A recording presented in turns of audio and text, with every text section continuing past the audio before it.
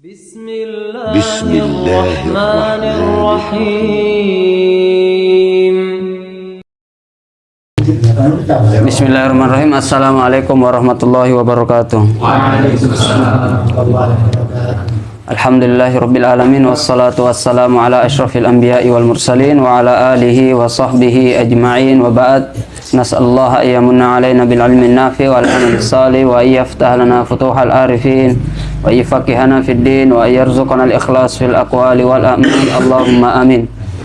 Insyaallah kita akan lanjutkan pembahasan kitab Ayyuhal Walad yang dikarang oleh Al-Imam Al-Ghazali Hujjatul Islam rahimahullahu ta'ala rahmatal abrar.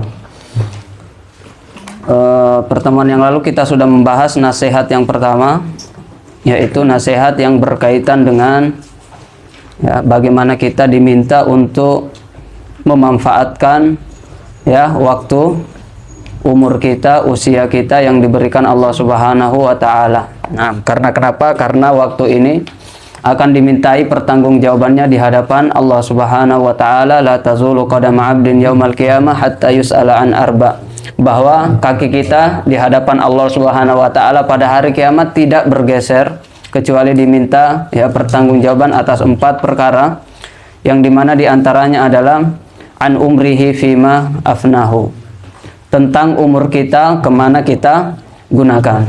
Jadi waktu ini akan dimintai pertanggungjawaban, umur kita ini akan dimintai pertanggungjawabannya di hadapan Allah Subhanahu wa ta'ala. Nah, yang dimana Imam Hasan Al-Basri pernah membagi waktu ini menjadi 3.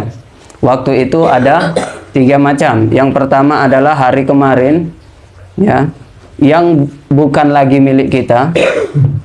Kemudian yang kedua adalah hari sekarang, waktu yang sekarang yang menjadi milik kita. Kemudian yang ketiga adalah waktu yang akan datang yang belum tentu menjadi milik kita. Nah, jadi ada 3 waktu. Jadi kehidupan dunia ini hanya dibagi 3.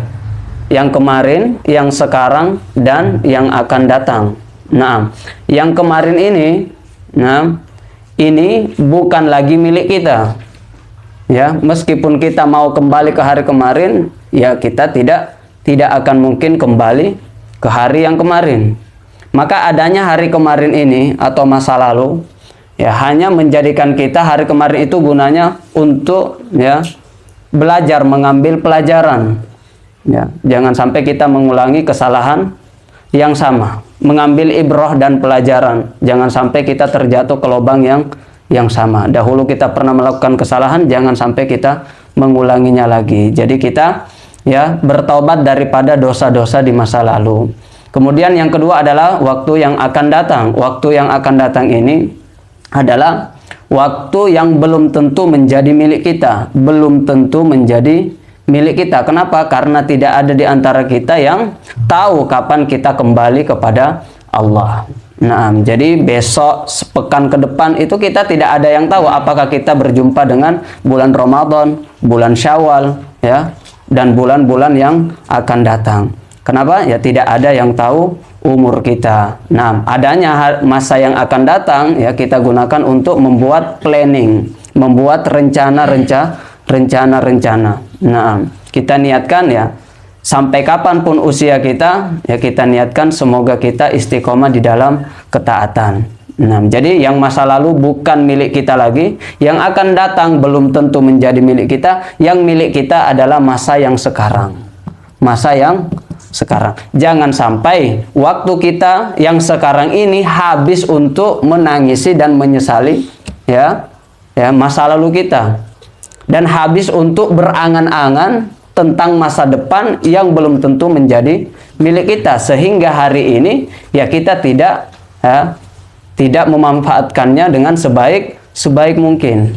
Nah, jadi jangan sampai hari ini habis untuk memikirkan masa lalu dan masa depan, sehingga kita lalai untuk beramal di hari ini. Maka kata Imam Hasan Al-Basri, yang menjadi milik kita adalah hari ini. Maka manfaatkanlah hari ini. Nah, al-waktu An-nafsu idza lam tushghil nafsaka, ya kata seorang ulama, idza lam tushghil nafsaka bil haqqi syagolatka bil batil. Jikalau nafsu kita ini tidak disibukkan dengan kebaikan, maka ia akan menyibukkan kita dengan kebatilan. Jadi kalau kita tidak sibuk dengan kebaikan, ya pasti kita akan sibuk dengan keburukan. Ya, kalau kita tidak sibuk dengan yang hak, pasti kita akan sibuk dengan kebatilan.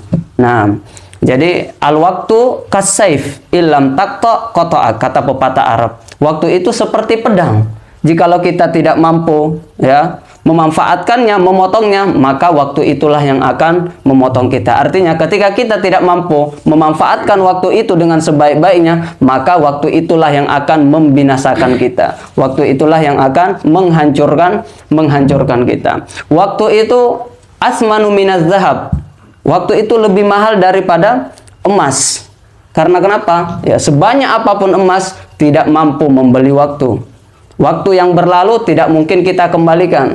Tidak mungkin kita kembalikan. Ya.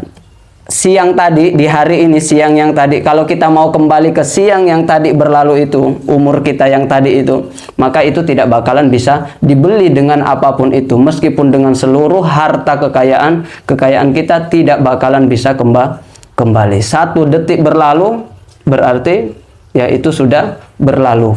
Tidak mungkin akan kembali. Nah, jarum jam tidak pernah berputar ke kiri. Jadi ini tentang ya nasihat yang pertama, bagaimana kita diminta dan dituntut ya untuk memaksimalkan fungsi waktu, untuk memanfaatkan waktu.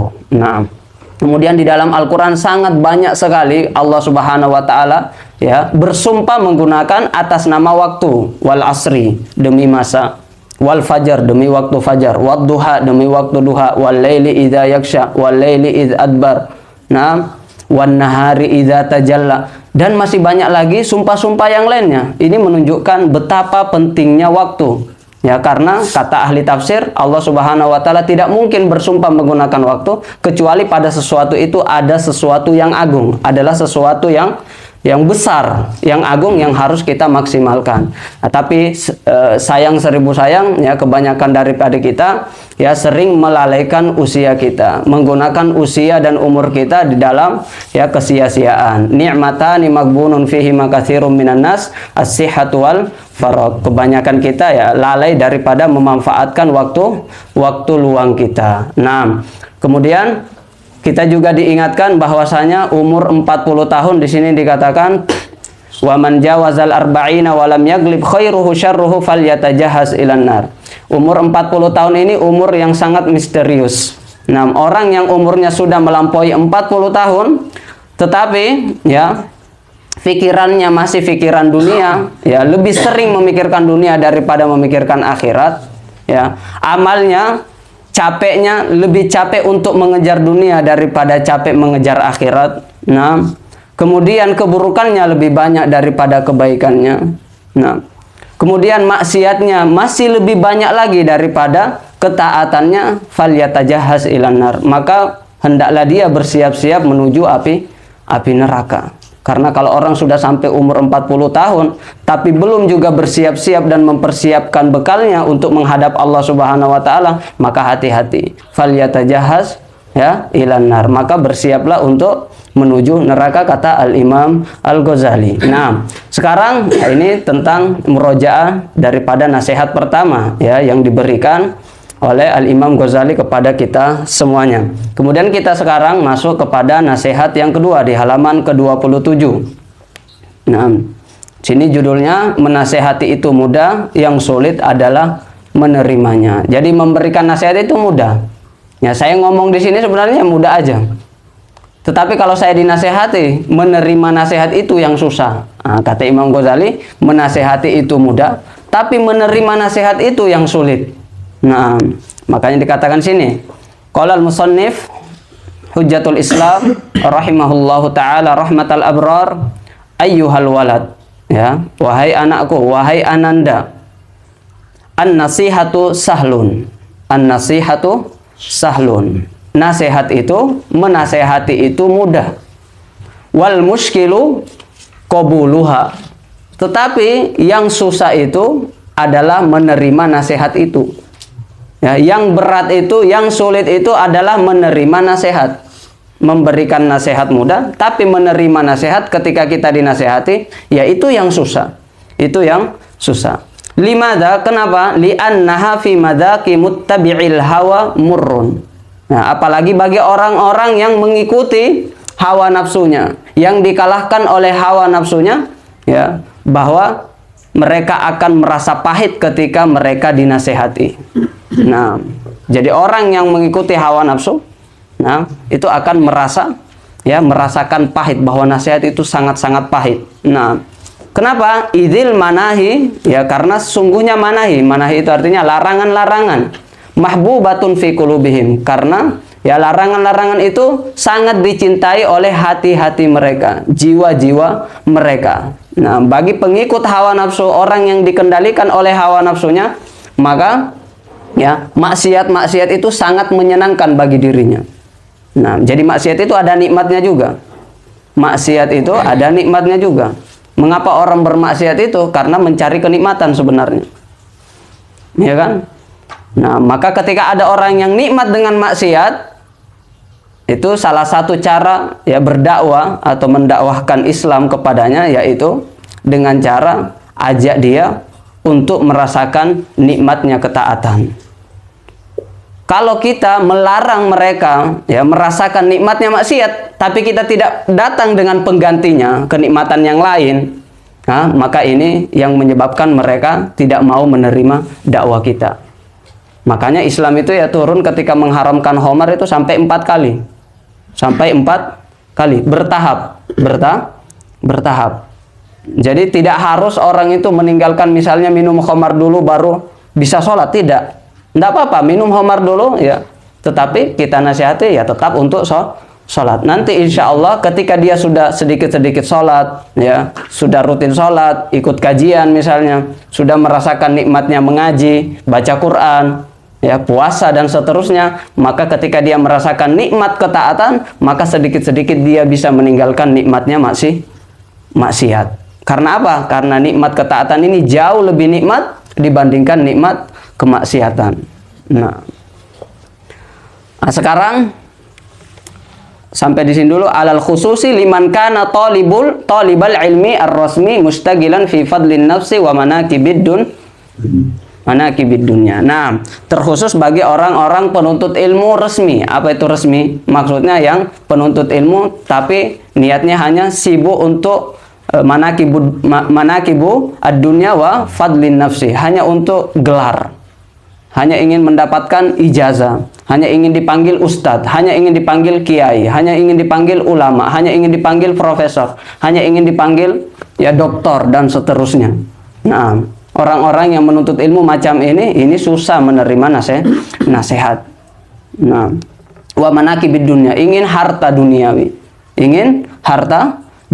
ingin uang, ingin kedudukan, ingin jabatan, ingin dihormati, gila hormat, gila pujian.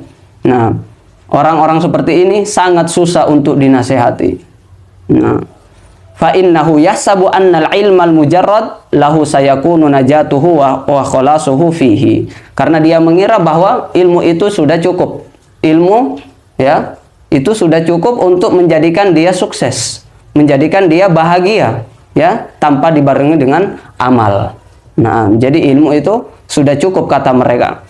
Makanya di sini wa annahu mustagnin 'anil amal, dan mereka merasa cukup dengan amal perbuatan. Wa hadza i'tiqadul falasifah, dan inilah keyakinan orang-orang filsuf. Nah, falsafat, orang-orang falsafat, dan ini tidak baik, Orang filsuf itu mengatakan ya ilmu itu cukup, tanpa diamalkan pun sudah cukup. Nah, sekarang kita bedah sedikit-sedikit dari awal. Ini nasihat yang kedua, ya kan? Nasihat yang kedua. Nasihat yang pertama kemarin tentang apa? Jangan sampai kita menyia-nyiakan waktu, karena waktu dipertanggungjawabkan. Sekarang nasihatnya adalah bagaimana ya kita berusaha untuk menerima nasihat. Nah, jadi nasihat itu ya katanya di sini murrun. Menerima nasihat itu ya, ketika kita dinasehati itu rasanya pahit. Ibaratnya pahit itu ya seperti obat. Obat itu pahit. Rata-rata obat itu pahit. Tapi meskipun pahit, dia mampu mengobati penyakit. Dia mampu mengobati penyakit, ya kan? Maka meskipun orang yang mengatakan saya mau sembuh, meskipun obat itu pahit, ya dia berusaha untuk meminum yang pahit itu, padahal pahit. Kenapa? Karena dia mau sembuh. Sekarang, ya, tabiat kita ini sebagai manusia ini ya penuh dengan kesalahan, penuh dengan aib, penuh dengan dosa. Kullu bani Adam khotta'un. Kullu bani Adam khotta'un. Apa itu khotta'?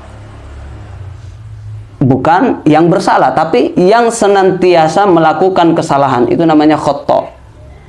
Kalau dalam bahasa Arab namanya sigo mubalago. Ada namanya khoti, ada namanya khotta'. Kalau khoti itu yang salah. Tapi kalau khotta' itu artinya yang banyak salah. Sampai kapan kita banyak salah? Sampai meninggal dunia.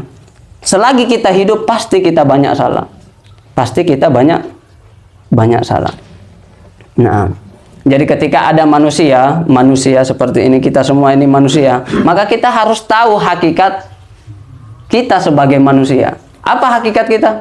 Kita selalu salah, gitu aja. Tukhti'una fil laili wan nahar. Ya, di dalam hadis qudsi. Kalian itu melakukan kesalahan siang dan malam, pagi dan petang, tidak henti-hentinya. Jangankan kita melakukan kesalahan di dalam mungkin dosa-dosa kita, ya, kita melakukan kebaikan pun itu terkadang kita masih melakukan kesalahan, ya kan? Kita sholat pun masih saja melakukan kesalahan. Di dalam ibadah bermajlis ini ya, terkadang kita ada kesalahan. Baca Quran pun ada kesalahan, sholat pun ada kesalahan, berpuasa pun ada kesalahan, ikut kajian pun ada kesalahan. Bahkan di dalam kebaikan pun ada kesalahan. Makanya ketika selepas sholat, kita sholat, tapi zikir yang paling pertama adalah astagfirullah. Padahal kita sholat. Kalau orang misalnya mencuri kemudian astagfirullah, atau melihat yang haram astagfirullah, itu kan wajar. Kenapa? Dia baru melakukan yang haram, kemudian dia beristighfar, sadar. Ini kok dia sholat, tapi dia istighfar. Kenapa? Ya karena di dalam sholat itu kita masih melakukan kesalahan. Di dalam sholat itu yang 5 menit itu kita masih memikirkan dunia, padahal ya kita sudah berhadapan-hadapan dengan Allah. Nah, kalau dalam sholat saja kita sudah berhadapan dengan Allah, kita masih mikirkan dunia. Kemudian bagaimana lagi di luar sholat? Bagaimana lagi di luar sholat? Jadi ini tabiat kita yang perlu kita pahami. Kalau kita banyak salah, maka wajar kalau ada orang menasihati kita, ya kan? Makanya kalau dinasihati jangan marah. Kenapa? Karena hakikat kita ini penuh dengan kesalahan. Penuh dengan kesalahan. Ini saya mau bagi, ketika kita dinasihati ini kita bagi 2 dulu. Kita bagi 2, mungkin bisa ditulis. Kita bagi 2. Yang pertama, yang kedua. Nah,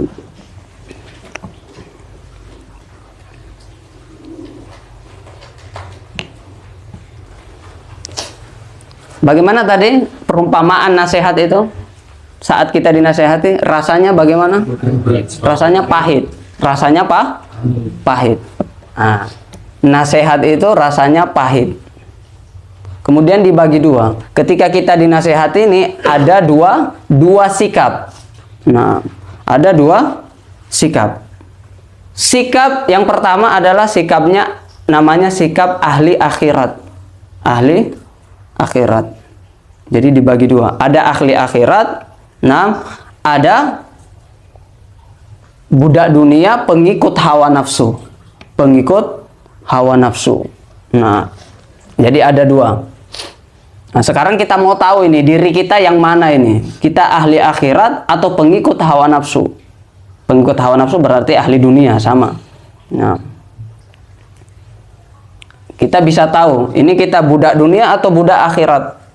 Kita pengejar akhirat atau pengejar dunia. Nah, kita yang mengendalikan hawa nafsu kita, menundukkan hawa nafsu kita, atau kita justru yang dikendalikan oleh hawa nafsu kita, dikalahkan oleh hawa nafsu kita. Sekarang kita bisa lihat ya bagaimana diri kita masing-masing.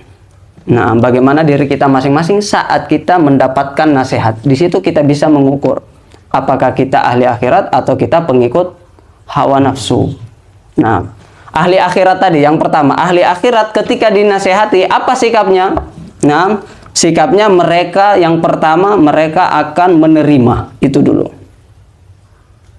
Ini golongan yang pertama. Tadi ada dua golongan. Ini golongan yang pertama, yaitu ahli akhirat yang mengendalikan hawa nafsunya, yang tidak dikalahkan oleh hawa nafsunya, yaitu ahli akhirat. Mandana nafsahu. Kalau bahasa Arabnya itu mandana nafsahu. Al-kayyisu mandana nafsahu. Orang yang cerdas itu orang yang mampu menundukkan hawa nafsunya, mengalahkan hawa nafsunya. Itulah ahli akhirat. Wa amila lima ba'dal maut, dan dia beramal hanya untuk kampung akhirat. Itu yang kita maksud dengan ahli akhirat. Itulah orang-orang yang cerdas.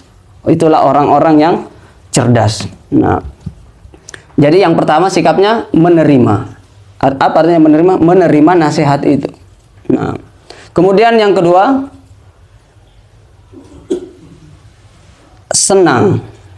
Yang kedua, senang ketika dinasehati. Kemudian yang ketiga, ya, bahkan ya, kalau dia benar-benar akhirat, ketika ada orang yang menasihati, dia berterima kasih kepada orang yang memberikan nasihat. Berterima kasih serta mendoakan orang yang memberikan nasihat. Jadi berterima kasih dan disertai dengan doa. Nah, ini ciri-ciri ahli akhirat ketika dia mendapatkan nasihat. Nah, ini ciri-ciri ahli akhirat ketika mendapatkan apa? Nasihat. Nah, yang pertama apa? Dia berusaha menerima nasihat itu. Yang kedua, dia senang dengan nasihat itu, senang dengan orang yang menasehati, tidak tersinggung, tidak marah. Kemudian dia juga justru mengatakan jazakallahu khairan, berterima kasih kepada orang yang menasehati, sembari dia mendoakan kebaikan. Ini ahli akhirat. Kalau kita sudah melakukan itu tanda-tanda kita al-kayyisu mandana nafsahu wa amila lima ba'dal maut. Itulah ahli akhirat yang menundukkan hawa nafsunya. Golongan yang kedua, ketika dia dinasehati tersinggung. Ini ciri-ciri ini. Ciri-ciri pengikut hawa nafsu, tersinggung. Kemudian yang kedua, yang lebih parah lagi, bahkan dia marah ketika dinasehati. Nah, ini golongan yang kiri. Tadi golongan yang kanan, sekarang golongan yang kiri. Itu ciri-cirinya, tersinggung, kemudian dia marah. Kenapa mereka tersinggung? Kenapa mereka marah? Karena mereka mengikuti hawa nafsu. Dan hawa nafsu di sini dikatakan idil manahi mahbubatun fi qulubihim. Ya kan? Nafsu itu tabiatnya senang dengan larangan-larangan, senang dengan maksiat, senang dengan dosa. Itu hawa nafsu.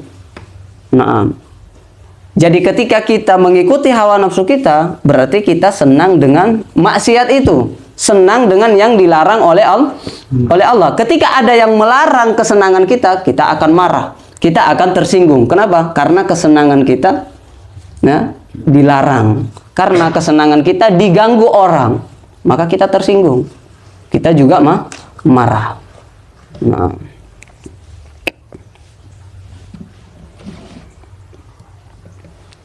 dan bisa ditambah lagi, atau ini sebenarnya golongan kedua, tapi ini yang lebih parah, parah. Di sini dikatakan wa 'alal khusus liman kana talibal ilmi rasmi.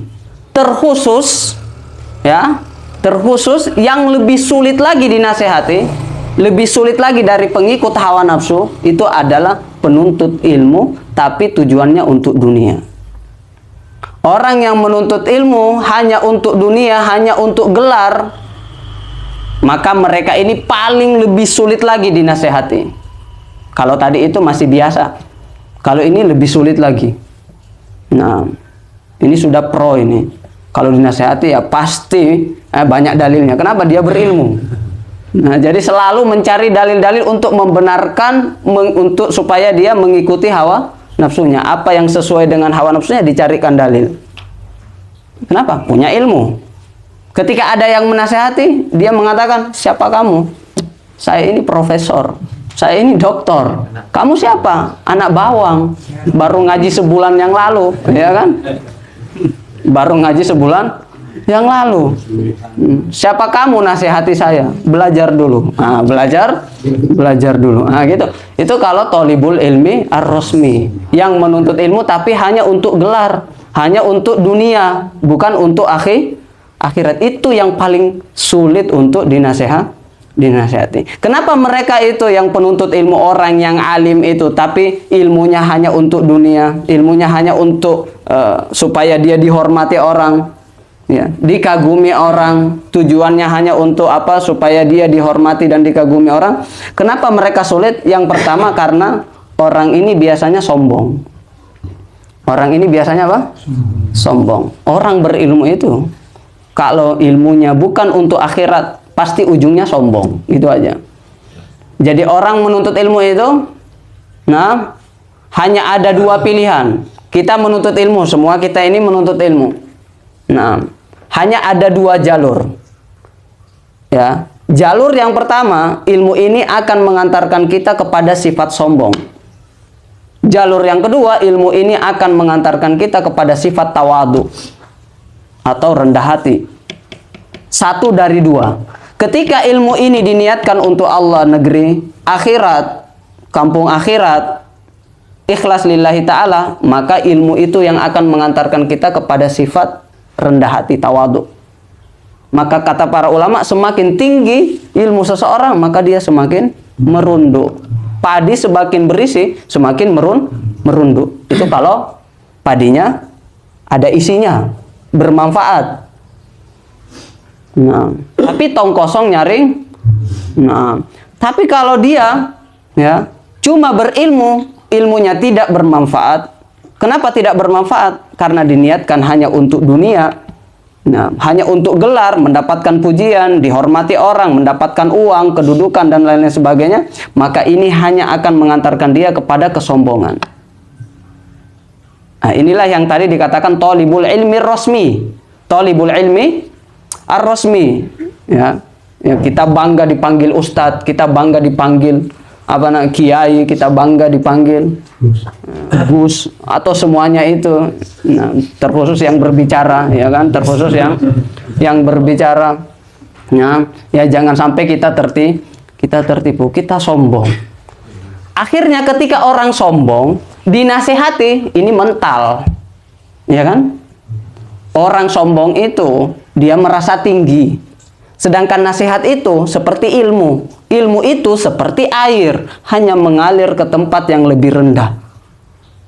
Orang kalau sudah sombong, itu mustahil, nasihat itu masuk mustahil. Itu langsung mental. Mending kalau masuk telinga kanan keluar, telinga itu masih mending. Itu masih mending. Kalau orang sombong itu langsung mental dia.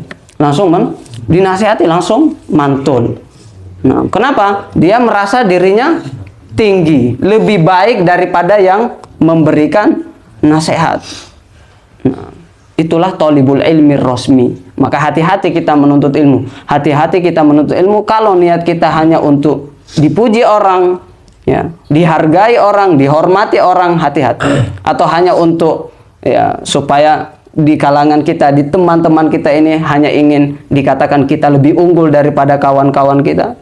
Nah, ini berbahaya. Ini sangat-sangat berbahaya. Atau untuk menang debat, ya, untuk menang debat biar dikata, oh ini ternyata lebih hebat, ini lebih alim, ini lebih alamah, ini lebih gus, ini lebih kiai, ini lebih apa, lebih ustadz, nah, dan seterusnya. Nah, ini berbahaya. Ini berbahaya. Nah, kemudian orang yang apa tadi? Orang yang thalibul ilmi rasmi itu, ya, dia susah menerima nasihat karena dia merasa punya dalil, ya kan? Dia merasa punya dalil. Ketika dinasihati, oh saya punya dalilnya. Tapi dalil yang ya dibuat-buat, dalil yang dikarang-karang untuk apa? Untuk membenarkan hawa hawa nafsunya. Nah, dia punya dalil. Makanya ketika dinasehati, malah justru dia membantah, malah justru dia mendebat. Nah, ini ciri-ciri ini. Ini ciri-ciri. Dinasehati malah berdalil. Dinasehati malah berdalil. Nah, kemudian merasa pendapatnya yang lebih benar, yang lain itu salah. Kenapa? Dia penuntut ilmu, dia punya ilmu, maka ini lebih berbahaya. Kalau sudah punya ilmu, tidak mau dinasihati, ini jauh lebih berbahaya. Nah, jadi kita ulang tadi, nasihat itu rasanya pahit. Tapi ada dua golongan, Nah, bagaimana mereka menyikapi, ya? Bagaimana sikap mereka saat mereka dinasihati? Golongan yang pertama itulah al-qayyis, orang-orang yang cerdas, yang tidak mengikuti hawa nafsunya, kemudian dia hanya mengingat kampung akhirat, amalnya hanya untuk negeri akhirat. Itu sikapnya, dia menerima nasihat, senang dengan orang yang memberikan nasihat, kemudian malah justru berterima kasih, kemudian juga sambil mendoakan orang yang memberikan nasihat. Nah, seperti siapa? Nah, inilah mungkin kita baca yang di bawah ini. Ada yang di bawah catatan itu ada tulisan, ya. Tulisan yang ditebalkan di bawah itu perkataan daripada siapa? Az-Zahabi rahimahullahu taala. Imam Az-Zahabi rahimahullahu taala di dalam kitabnya Syiar A'lam An-Nubala. Di sini dikatakan tanda orang ikhlas adalah, nah itu sudah lihat. Tanda orang ikhlas adalah apabila diingatkan kesalahannya, maksudnya dinasehati gitu, diingatkan kesalahannya, hatinya tidak panas. Nah, ini tandanya. Ini tanda orang ikhlas.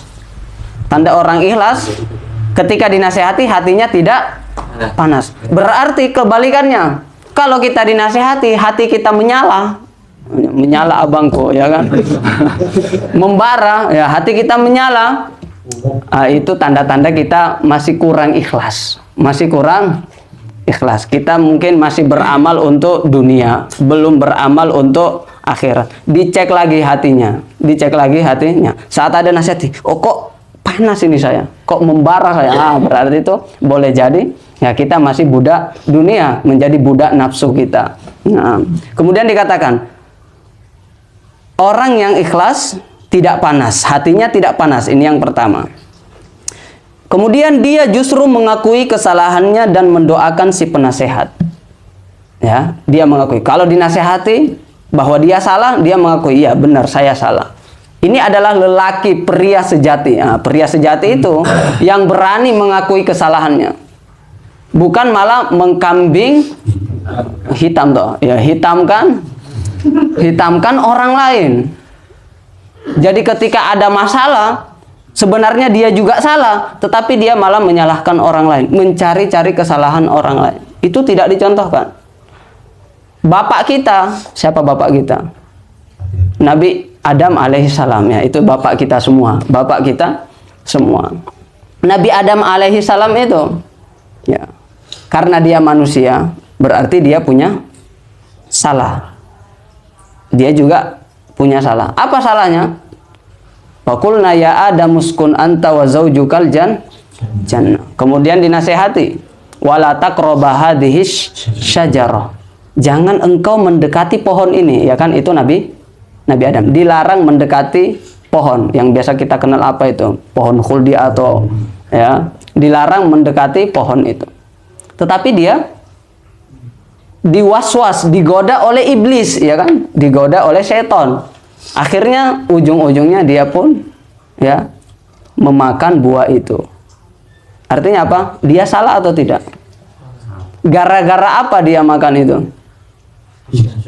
Gara-gara iblis, ya kan? Tetapi ketika dia mengakui salah, apakah dia menyalahkan iblis? Itu pertanyaannya. Apakah di Al-Quran, wah saya makan itu karena iblis? Apakah Nabi Adam seperti itu? Seperti kita yang biasanya ketika ada kesalahan kita, ya kita cari orang lain. Kita cari orang lain. Siapa ini sasarannya? Wah ini gara-gara dia ini. Ini gara-gara si fulan ini. Ini gara-gara tetangga saya. Ini gara-gara. Nah, gara-gara semua. Kenapa? Dia tidak paham hakikatnya yang kita sebut di awal. Kita ini makhluk pendosa. Kita berlumur dosa. kita tidak bisa lepas dari yang namanya kesalahan. Ya. Makanya Nabi Adam di sini ya, mengajarkan kita apa? Ketika kita melakukan kesalahan, Rabbana zolamna anfusana wa illam taghfir lana lanakunanna. Itu Nabi Adam. Itu Nabi Adam. Ada disebut-sebut iblis. Padahal ya benar iblis yang memberi godaan, tapi dia sudah, ini salah saya gitu aja. Itu laki-laki. Kalau salah ya salah aja gitu. Melakukan kesalahan itu aib atau tidak? Nah, ini pertanyaan saya ini. Terjatuh kepada kesalahan itu aib atau tidak? Kira-kira. Terjatuh kepada kesalahan aib atau tidak? Ya tidak, karena kita anak Adam. Kita bukan anak malaikat. Iya kan? Kullu bani Adam khotoun. Apa itu khotoun? Banyak salah. Bukan cuma salah, tapi banyak salah. Berarti tabiat kita diciptakan sebagai manusia ya memang banyak salah. Berarti kalau kita salah, aib atau tidak? Ya tidak, itu tabiat kita. Benar atau tidak? Ini siapa nih? Ini tak tanya ini. Ini hakikatnya apa ini? Laki-laki kan? Tidak bercerita. Laki-laki tidak bercerita, tapi menangis. Munci masuk kamar mandi nangis. Nah, ini laki-laki. Ini hakikatnya laki-laki ya kan? Itu namanya hakikat. Diciptakan sebagai laki-laki. Ketika dia mengatakan, saya bukan laki-laki, itu bagus atau tidak? Itu salah atau tidak? Ya salah. Karena dia laki-laki. Ini hakikatnya laki-laki, berarti dia mengatakan, ya saya laki-laki. Kalau kita, kamu laki-laki, tidak usah marah. Kalau saya mengatakan, kamu laki-laki, tidak usah marah. Kenapa tidak usah marah? Karena hakikatnya, benar ya. Kamu salah, tidak usah marah. Karena hakikat kita sebagai Bani Adam selalu melakukan kesalahan. Paham kan? Ini analoginya. Yang salah ketika dia tadi tidak mengaku laki-laki. Saya bukan laki-laki. Itu yang salah. Berarti tadi ketika kita mengatakan kamu salah, saya tidak salah, itu yang salah. Mengaku tidak salah itu yang salah. Mengakui kesalahan itu benar. Mengakui kesalahan, mengakui bahwa kita salah, Rabbana zolamna anfusana, subhanaka inni kuntu minaz zalimin, kata Nabi Yunus ketika ditelan oleh ikan paus. Nah, ini kuntu minaz, itu mental para nabi. Berani mengaku salah. saya yang zalim. Dia tidak menyalahkan siapa-siapa. Tapi yang bukan mental laki-laki, ya, mental cewek, dia pasti mencari kambing hitam. Karena apa? Dia tidak mau mengaku salah. Dia tidak gentle. Dia tidak mau mengakui bahwa dirinya manusia yang penuh dengan kesalahan. Dia seakan-akan berlagak seperti malaikat yang tidak punya salah. Jadi kalau kita ditegur itu ya biasa saja sebenarnya. Saya manusia, ya kan? Syukron, jazakallahu khairan. Kemudian kita mengaku salah. Setelah kita mengaku salah, kira-kira kalau kita sudah mengaku salah, kira-kira apa langkah selanjutnya?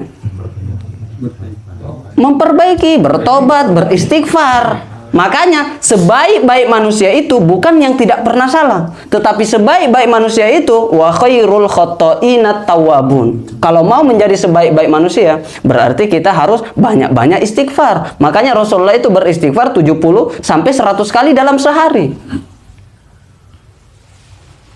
Jalan satu-satunya untuk menjadi sebaik-baik manusia adalah dengan memperbanyak.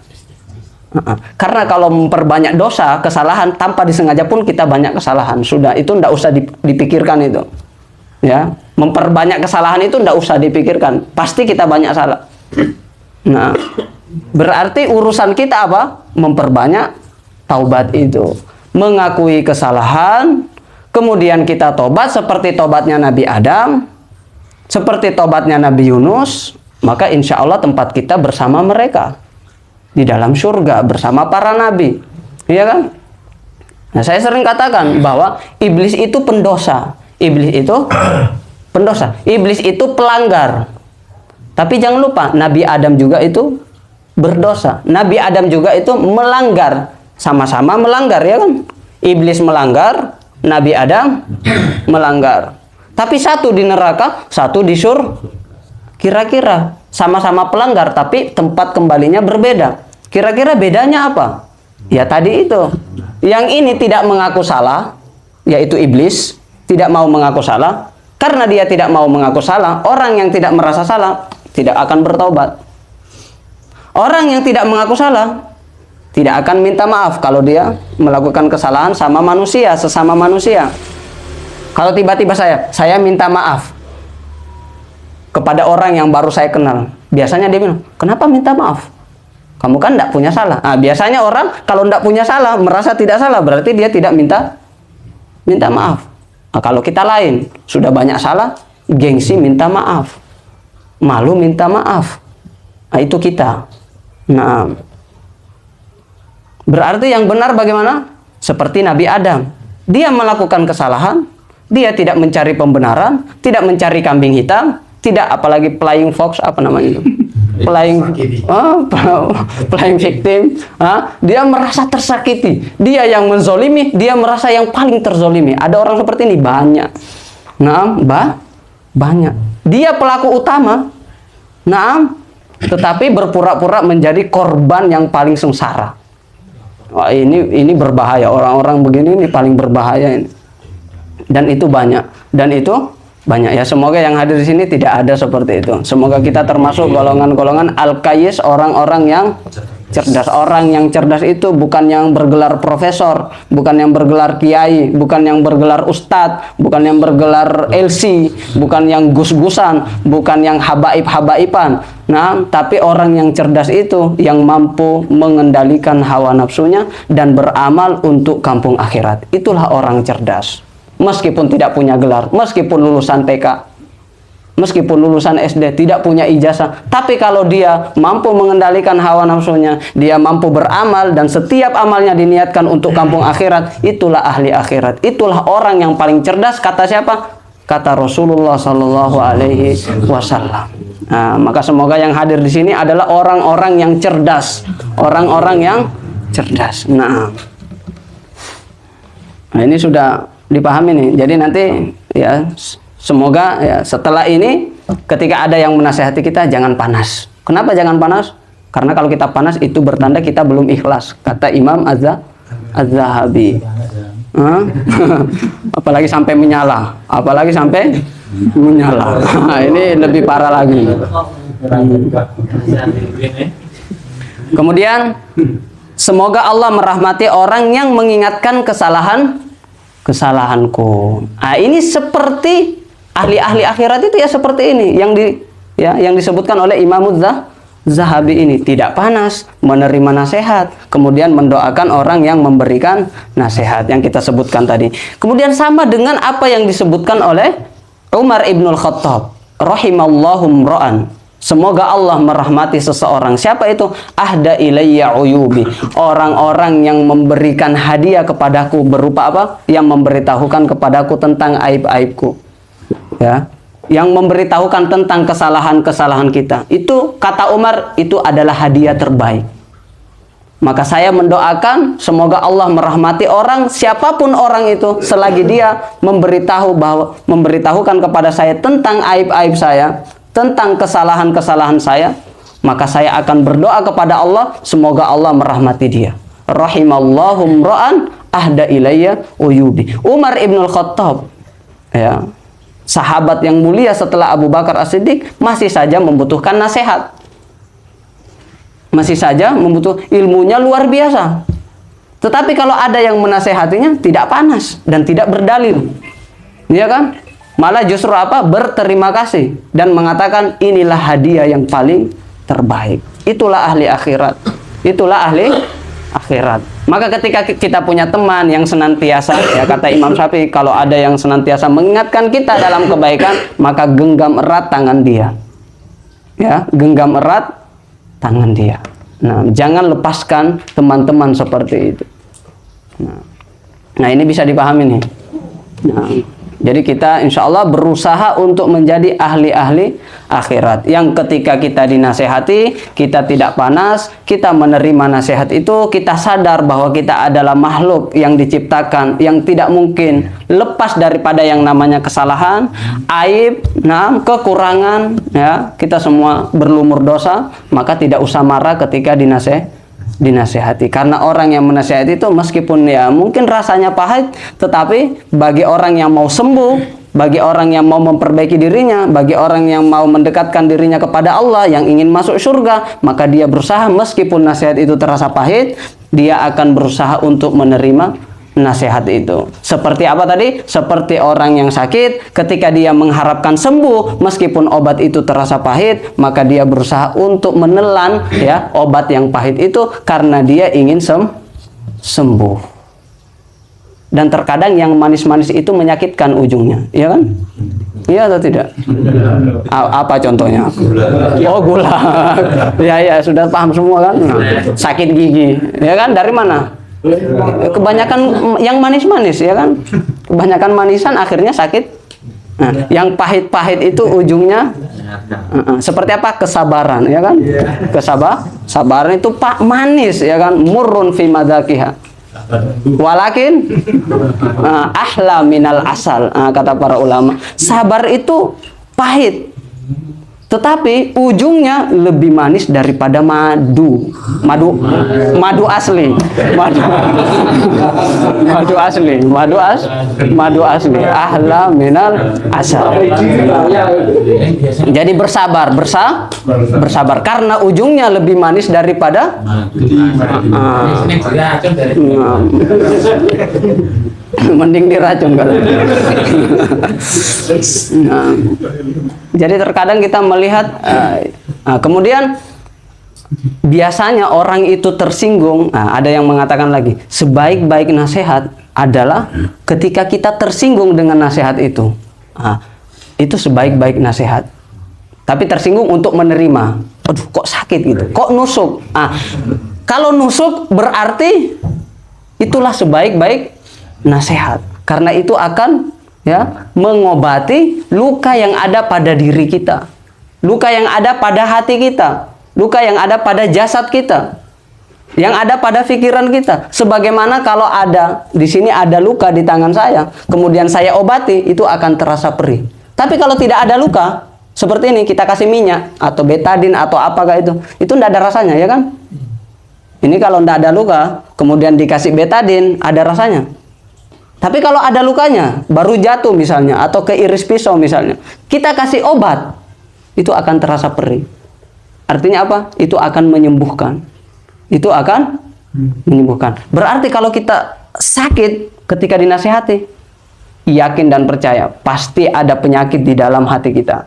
Pasti ada penyakit yang mau disembuhkan.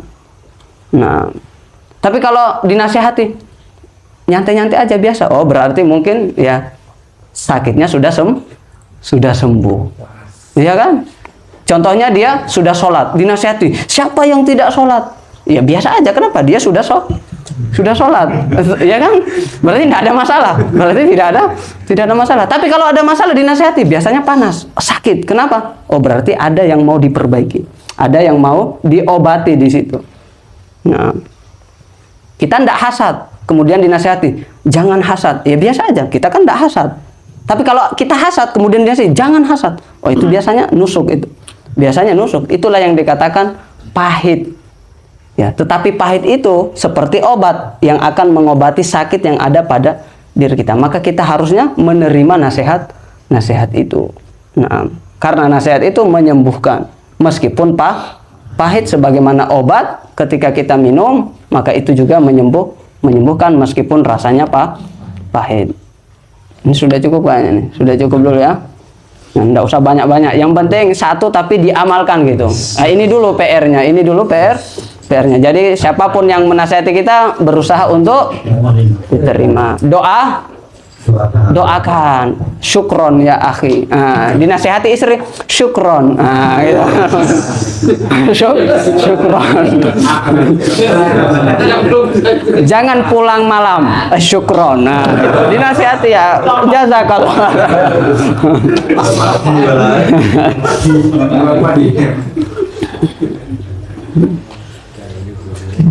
Kemudian yang terakhir, kenapa kita tadi berterima kasih? Ya, kita analogikan, meskipun ini saya sudah mungkin sebutkan di pertemuan yang lalu atau yang sebelumnya, bahwasanya kita analogikan biar lebih paham lagi. Ya, ini terakhir. Kalau misalnya ya di belakang Ilham ini, ya Ustadz Ilham ini ada kala jengking, kemudian saya beritahu, nah di belakang antum ada kala jengking. Kira-kira dia marah atau berterima kasih? Terima kasih. Atau dia marah? Ya enggak marah kan? Berterima kasih. Kalau dia masih waras, ya dia akan berterima kasih. Ya orang yang enggak waras pasti marah gitu. Sudah diberitahu kebaikan untuk dirinya, tapi malah marah. Itu enggak waras namanya. Ya kan? Nah, itu tidak waras namanya. Nah ini yang manis-manis ini. Yang manis-manis. Oh tapi tidak terlalu manis. Nah, ada HP tuh apa? Syukur. Ya belum. Ini tadi terakhir kan ini. Ya ini Ustadz Ilham tadi baru nakhtatin. Ya. Ya tadi kan tidak marah. Padahal kala jengking itu mudorotnya untuk apa? Mudorot akhirat atau mudorot dunia? Dunia. Cuma dunia. Paling pol, bukan Ustadz Ilham ya. Paling pol kalau ada orang yang disengat kala jengking, paling pol itu meninggal. Berarti mudorotnya itu mudorot dunia atau sakit, meninggal itu mudorotnya mudorot. Kita memberitahukan kepada orang tersebut tentang ya keselamatan dia supaya dia tidak mendapatkan mudorot tentang dunia, dia pun berterima kasih. Apalagi kalau ada yang memberikan apa? Nah, memberitahu kita supaya kita selamat daripada ya mudorot akhirat. Yaitu dengan nasihat itu, dengan nasihat itu. Kalau kala jengking saja kita berterima kasih, apalagi orang yang senantiasa menasehati kita, maka kita tidak boleh marah karena itu kepentingan akhirat. Maka ketika itu kita juga berterima kasih tadi. Sebagaimana Ustadz Ilham tadi berterima kasih, maka kita ketika dinasihati juga harus berterima kasih karena itu kepentingan akhirat. Nah, mungkin cukup sekian ya. Kurang dan lebihnya mohon dimaafkan. Ilaikum minni atyabut tahiyah. Atau nakhtatim dulu, nakhtatim bidua kafaratil majlis. Subhanakallahumma bihamdika asyhadu an la ilaha illa anta astaghfiruka wa atubu ilaik. Syukran barakallahu fikum. Ilaikum minni atyabut tahiyya. Assalamualaikum warahmatullahi wabarakatuh.